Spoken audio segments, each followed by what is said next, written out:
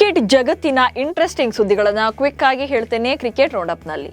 ನಾನು ಶಾಂತ. ನೀವು ಸುದ್ದಿಯಾನದ ಸಬ್ಸ್ಕ್ರೈಬರ್ ಆಗೋದಕ್ಕೆ ಮರಿಬೇಡಿ.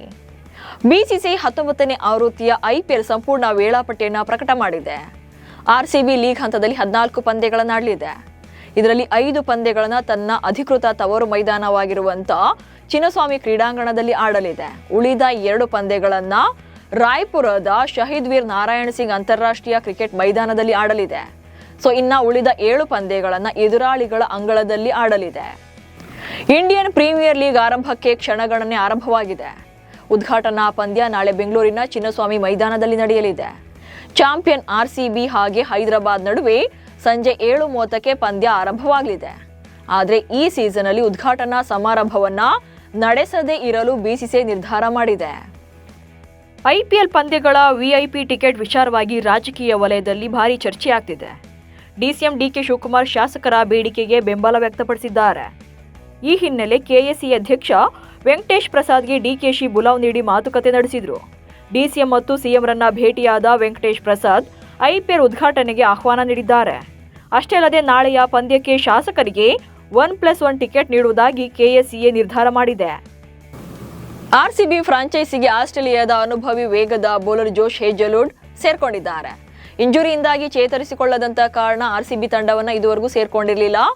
ಈಗ IPLನ ಆರಂಭಿಕ ಪಂದ್ಯಗಳನ್ನು ಆಡೋದು ಅನುಮಾನ ಎನ್ನಲಾಗಿತ್ತು. ಆದ್ರೀಗ ಮೊದಲ ಪಂದ್ಯಕ್ಕೂ ಮುನ್ನವೇ ಹೇಜಲ್ವುಡ್ ತಂಡವನ್ನ ಸೇರಿಕೊಂಡಿದ್ದು ಸೋಷಿಯಲ್ ಮೀಡಿಯಾದಲ್ಲಿ ಅಂದ್ರೆ ತಮ್ಮ ಅಧಿಕೃತ ಖಾತೆಯಲ್ಲಿ ಈಗಷ್ಟೇ ಬಂದೆ ಅಂತ ಕನ್ನಡದಲ್ಲೇ ಪೋಸ್ಟ್ ಅನ್ನ ಹಾಕುವ ಮೂಲಕ ಹೇಜಲ್ವುಡ್ ಅಪ್ಡೇಟ್ ಕೊಟ್ಟಿದ್ದಾರೆ. ಆದ್ರೆ ಆರಂಭಿಕ ಪಂದ್ಯಗಳನ್ನು ಆಡೋದು ಅನುಮಾನ ಇದೆ.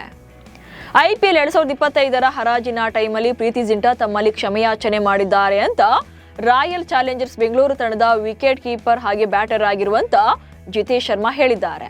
2025ರ ಮೆಗಾ ಹರಾಜಿನ ಬಳಿಕ ಜಿತೇಶ್ ಶರ್ಮಾ ಅವರಿಗೆ ಪ್ರೀತಿ ಜಿಂಟಾ ಕರೆ ಮಾಡಿ, ನಾನು ನಿಮ್ಮನ್ನ ತೆಗೆದುಕೊಳ್ಳೋಕೆ ಸಾಧ್ಯವಾಗದಿದ್ದಕ್ಕೆ ನನಗೆ ತುಂಬಾ ವಿಷಾದವಿದೆ. ನೀವು 11 ಕೋಟಿ ರೂಪಾಯಿಗೆ ಮಾರಾಟ ಆಗಿದ್ದಕ್ಕೆ ತುಂಬಾ ಸಂತೋಷವಾಗಿದೆ ಎಂದಿದ್ರು. ಇದಾದ ನಂತರ ನನಗೆ ಪ್ರೀತಿ ಜಿಂಟಾ ಕ್ಷಮೆ ಯಾಚಿಸಿದ್ರು ಅಂತ ಜಿತೇಶ್ ಹೇಳಿದ್ದಾರೆ. RCB ಅಂತೆ ಸನ್ ರೈಸರ್ಸ್ ಹೈದರಾಬಾದ್ ತಂಡಕ್ಕೂ ಕೂಡ ಸಿಹಿ ಸುದ್ದಿ ಸಿಕ್ಕಿದೆ. ತಂಡದ ನಾಯಕ ಪ್ಯಾಟ್ ಕಮಿನ್ಸ್ ಟೂರ್ನಿ ಆರಂಭಕ್ಕೂ ಮುನ್ನವೇ ತಂಡವನ್ನ ಕೂಡಿಕೊಂಡಿದ್ದಾರೆ.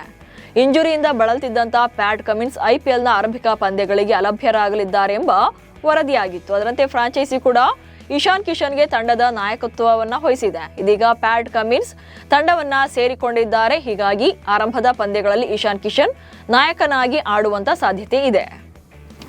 IPL 2026 ಮಾರ್ಚ್ 30ರಂದು ನಡೆಯಲಿರುವಂತಹ CSK ವರ್ಸಸ್ RR ಪಂದ್ಯಕ್ಕೂ ಮುನ್ನ ರಾಜಸ್ಥಾನ ರಾಯಲ್ಸ್ನ 14 ವರ್ಷದ ವೈಭವ್ ಸೂರ್ಯವಂಶಿ ಚೆನ್ನೈ ಸೂಪರ್ ಕಿಂಗ್ಸ್ಗೆ ಸವಾಲು ಹಾಕಿದ್ದಾರೆ.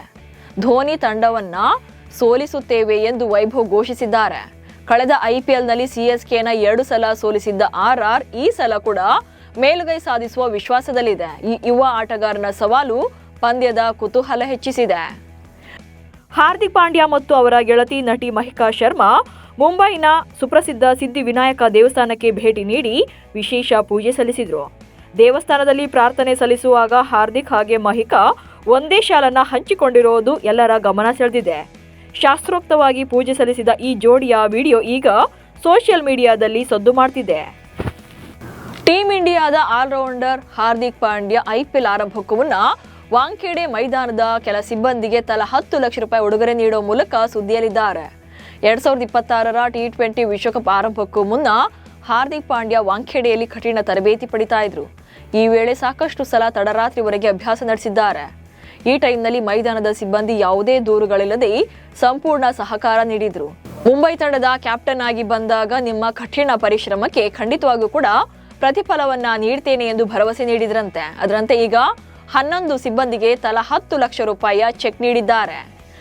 ನಿನ್ನೆಯಿಂದ PSL ಲೀಗ್ ಆರಂಭ ಆಗಿದ್ದು ಲಾಹೋರ್ನ ಗಡ್ಡಾಫಿ ಕ್ರೀಡಾಂಗಣದಲ್ಲಿ ನಡೆದ ಲಾಹೋರ್ ಖಲಂದರ್ ಹಾಗೆ ಹೈದರಾಬಾದ್ ಕಿಂಗ್ಸ್ಮನ್ ನಡುವೆ ಬಿಗ್ ಫೈಟ್ ನಡೆದಿದೆ. ಆದರೆ ಪಂದ್ಯ ನಡೀತಾ ಇರುವಂತ ಟೈಮಲ್ಲೇ ವೈಟ್ ಬಾಲ್ ಇದ್ದಂತ ಬಾಲ್ ಪಿಂಕ್ ಬಾಲ್ ಆಗಿ ಸಾಕಷ್ಟು ಟ್ರೋಲ್ ಆಗ್ತಿದೆ. ಜೆರ್ಸಿ ಬಣ್ಣದಿಂದಲೋ ಅಥವಾ ಪ್ಯಾಂಟ್ನಿಂದಲೋ ಗೊತ್ತಿಲ್ಲ. ಆ ಬಳಿಕ ಬಾಲ್ ಪಿಂಕ್ ಬಣ್ಣಕ್ಕೆ ತಿರುಗಿತ್ತು.